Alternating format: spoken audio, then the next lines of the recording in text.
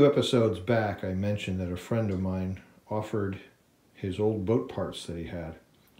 So I have them now, and I'd like to show you what we got.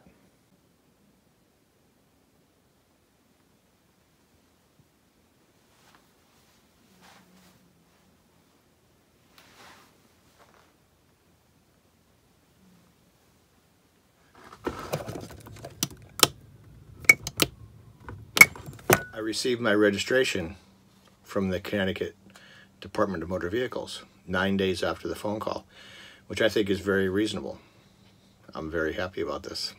There is a bit of a funky smell coming out of this room. Let's open a window.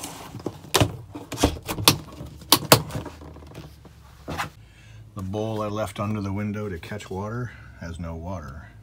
So, I'm not sure what that tells me, but the leak isn't super huge at this point yet.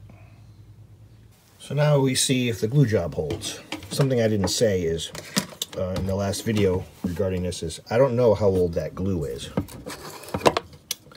It's been kicking around for a while. So I'm going to push on it and see if it just comes right off or if it stays. Now the pump is loose because it's not screwed on tight, but hey, that's holding. All right. We can continue. So in order to make things difficult, I broke this piece off of the basket. So you can see there's still one. One is still there. You can see it. The other one came off. So we'll see if we can glue it, and if not, we'll have to replace the basket. Darn. So regarding the bilge pump, to make the bilge pump automatic, it needs a float switch. Some pumps have them built in, and some pumps require a separate unit like this. So this is a float switch. I'll hold it this way, maybe you can see it better. The base, which attaches to the bottom of the bilge, and there's the float part that floats up. So you can, it's a hinge right there. And these are the kind of switches that I have in the boat now. One's in the bilge and one's in the sump area. If you watched the previous film of me showing the sump area, previous video showing my age, you'll notice that the size of the switch is a problem because it actually catches on the wires or on the base of the intake for the pump. So it's not a good situation. So what I plan to go with is the kinds of float switches that have an enclosed float or it's electronic.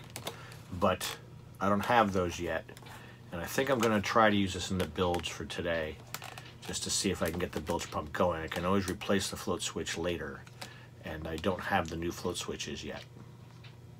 Pump is installed. The plastic basket for the pump, the little peg on it has been glued and it seems to be working okay. We wired it in, but only to the switch. There's no float switch on it right now. We threw water in the bilge and tested it, and it does remove the water. So this is not 100% complete, but it's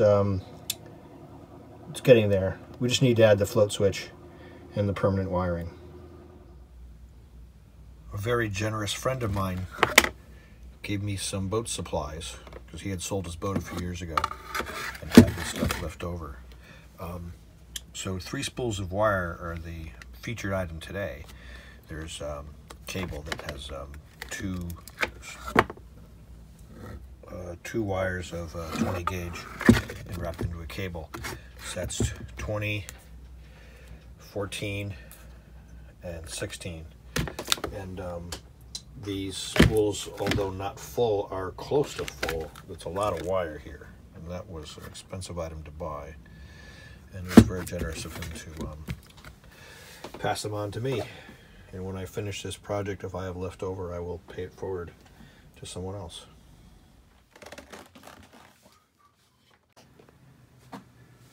So, whoops, drain and zinc.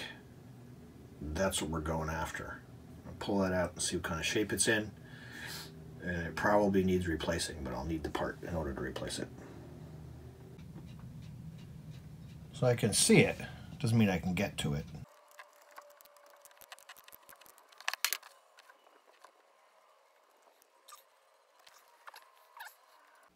Not too far gone. Has a lot of life left in it.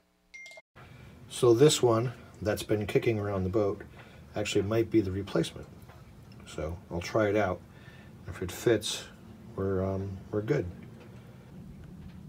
You probably can't tell, but the new one's in place.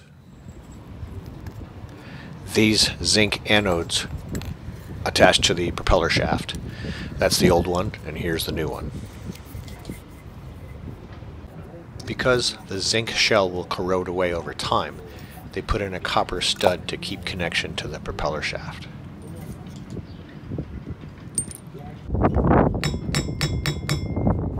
I really don't like doing this, but you're supposed to tap it with a hammer as you tighten the screws to make sure you have a good connection.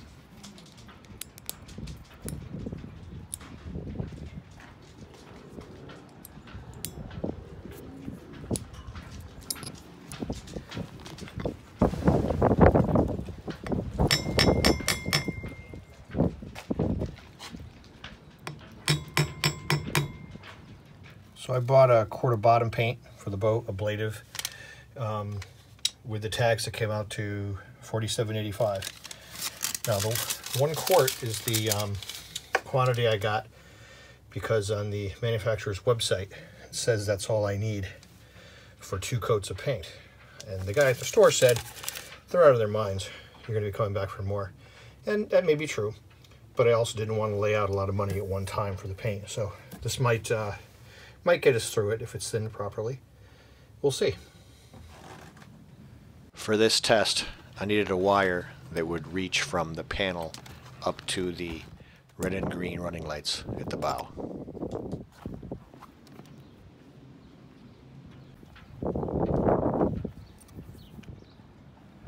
All I did here was connect red to red and black to black. So for this test, I connected the red and black to the wires up where the bow light usually is. I'm sorry, the running lights usually are. And I ran it back to this set of alligator clips, red and black, because we're going to attach it in at the panel and see if we can get some evidence that there's a complete circuit.